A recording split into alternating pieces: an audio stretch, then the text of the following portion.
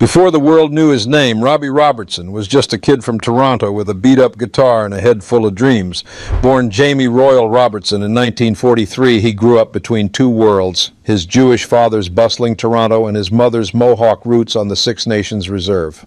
Every weekend, Robbie would visit his mother's people where music wasn't just background noise, it was a heartbeat. Drumming, singing, storytelling, it all lived in the air. But everything changed the day his real father died in a tragic car accident. Robbie was still just a boy.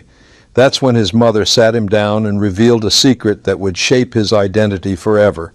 The man who raised him wasn't his biological father. His real dad had been a professional gambler with a dangerous streak.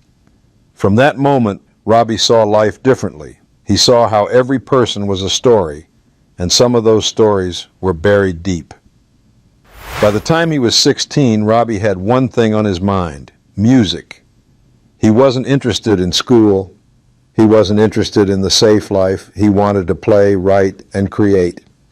He joined a few local bands, played around Toronto, and soaked up every style: rock, blues, country, R&B. He had a quiet intensity about him. People noticed. Then came the call that changed everything. Ronnie Hawkins, a loud, wild Southern rockabilly singer from Arkansas, was looking for a guitarist. Someone told him about a Canadian kid who played like fire. Robbie auditioned, Ronnie hired him on the spot, and just like that, Robbie Robertson was on the road.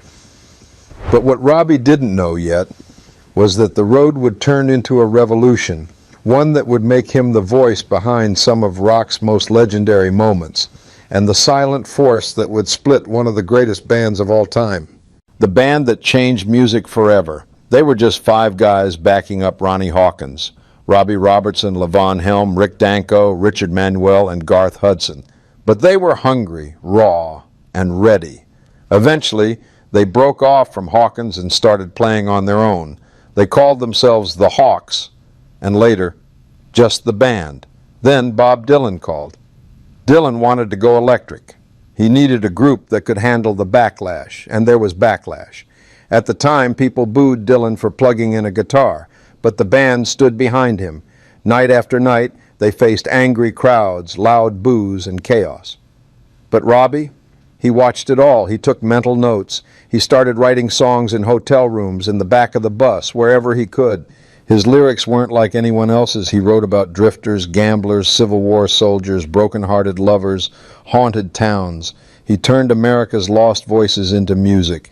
And when the band released their debut album, Music from Big Pink, it shocked everyone. It didn't sound like the Beatles. It didn't sound like Hendrix. It sounded like history: worn boots on dusty roads, train whistles in the night. And suddenly everyone wanted that sound. Eric Clapton called it a revelation. George Harrison loved it. Even the Beatles started dressing like farmers, trying to copy the vibe. The band, these five quiet guys from Canada and the South, had flipped the music world upside down. But behind the poetry and praise, tension was building. Robbie was writing the songs. Robbie was making the decisions. And not everyone in the band liked that, especially Levon Helm. The deeper their fame got, the deeper the cracks grew.